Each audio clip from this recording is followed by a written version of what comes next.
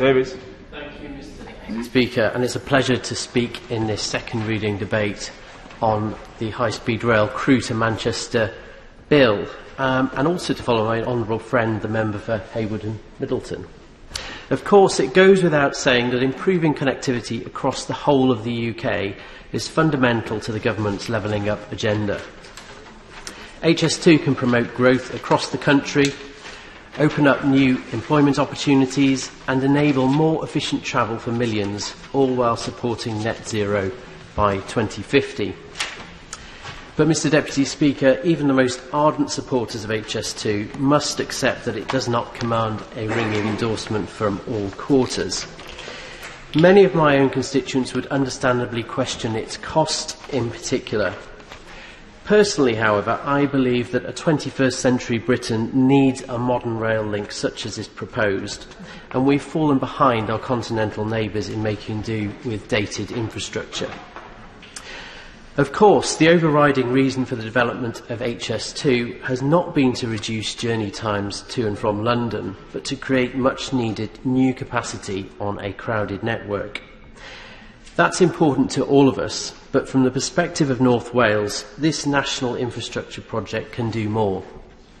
Firstly, in combination with Northern Powerhouse Rail, it can much improve our connections to the cities of Manchester and Liverpool and their airports, as well as beyond. Secondly, it can and must prompt investment in the North Wales Coast Main Line through to both Crewe and Warrington. Electrifying and upgrading the North Wales Main Line in a manner proposed by Sir Peter Hendy in his Union Connectivity Review would result in fit-for-purpose regional connections and could allow through running of HS2 trains, both southbound and northbound. All of this would be transformative. It's a number one priority for regional MPs and indeed for the North Wales Mersey-D all-party parliamentary group, which I chair. I will. I'm very grateful to him for giving way just momentarily. One of the things that so excites me about Crossrail is that already local authorities and businesses are thinking about the next stage and thinking about spurs off it and other uses and so on. It's wonderful to hear him and his colleagues thinking about taking HS2 along the coast into North Wales, and I wish him well. I thank the honourable member for that intervention. Certainly there's been a huge amount of work done with Growth Track 360, a campaign organisation looking at doing that. In fact, there's an amazing graphical interpretation of how it might look with the train passing Conway Castle, which you can find online, and developed by a Ukrainian, in fact. Fantastic. So today, Manchester and Liverpool can be reached on average in just over an hour by road from Ribble in my constituency. In comparison, existing rail services take around 2 hours, yet a similar distance by rail in the southeast of this country takes as little as 40 minutes. Paul, I will. I've got a family, Nine and Tide, not mine, but I borrowed them, came from Rail, and they always used to talk about the amount of income lost by the tourism industries of the beautiful North Welsh hills because the public transport connections are perhaps not what they could be. Has he done any assessment of the scale of the economic improvement that could be made? My honourable friend for that intervention, and yes, there has been work done by Growth Track 360 and others looking at the kinds of improvements that could be brought to the regional economy. Tourism, as she says, is right up there at the top, and there are so many people in the North West and the West Midlands in particular, but also further afield, who would visit North Wales if they could get there more quickly. So, poor regional rail services do stifle economic growth, including our vital tourism sector.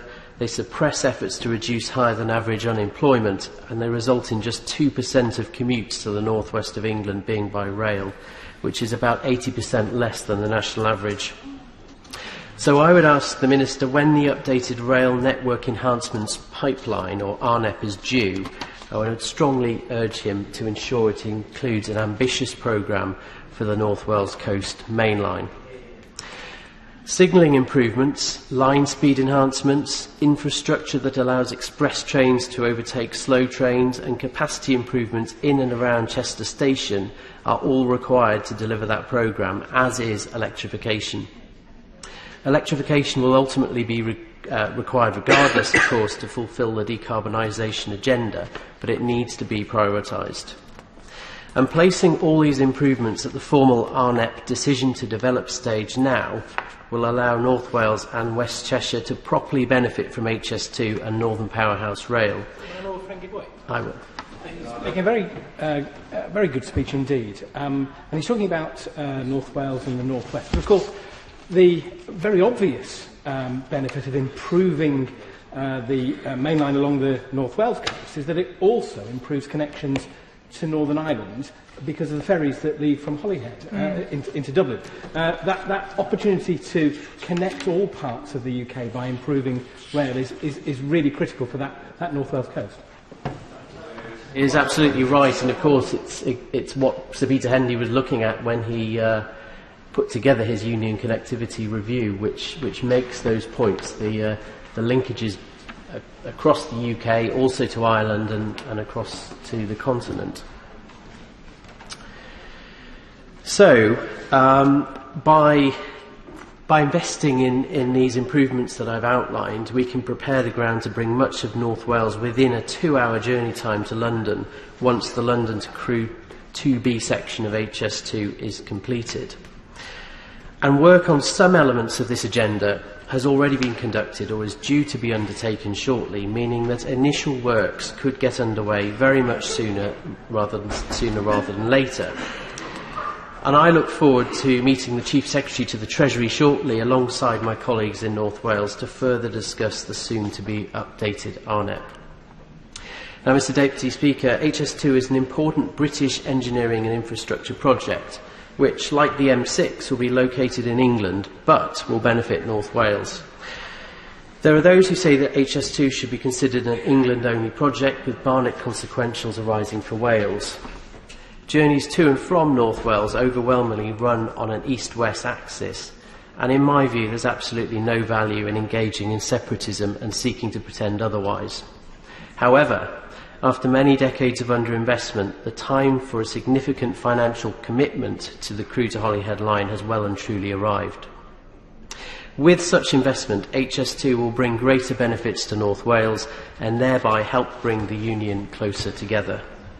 With that in mind, I hope the Minister may be able to give some clarity as to when we might anticipate the Government's full response to the Union Connectivity Review.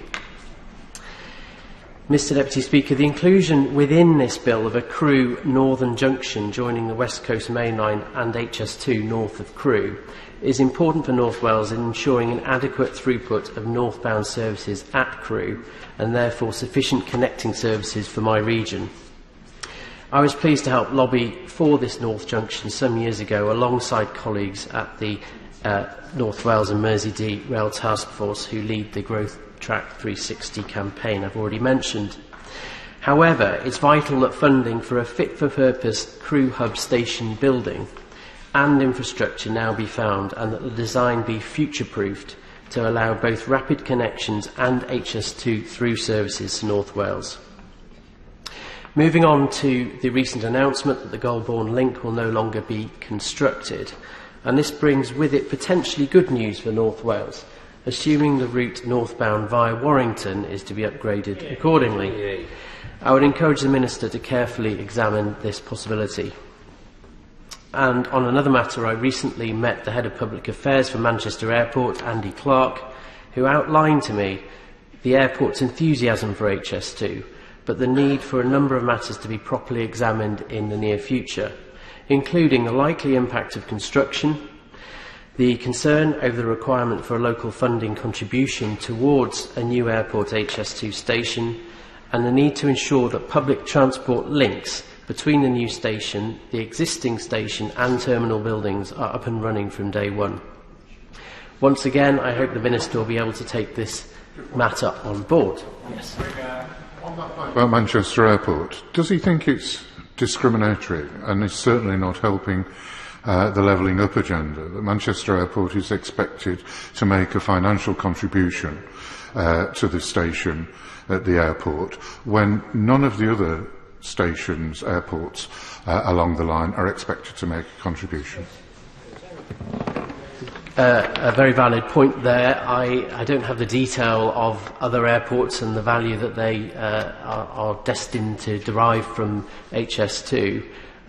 Clearly, Manchester International Airport is a very busy, successful airport, and perhaps they can contribute towards some of the costs. But I think there is a point that they need to be very closely involved in the precise design and costings of what is going to be put forward.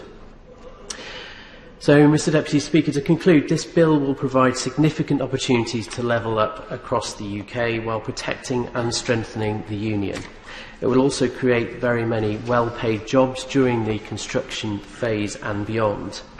I urge the Minister to ensure that the potential opportunities for North Wales from HS2 are seized upon, in part by confirming and ensuring that the future through running of HS2 trains from Crewe onto an electrified North Wales Coast Main Line is a serious aspiration for the Government. Yeah.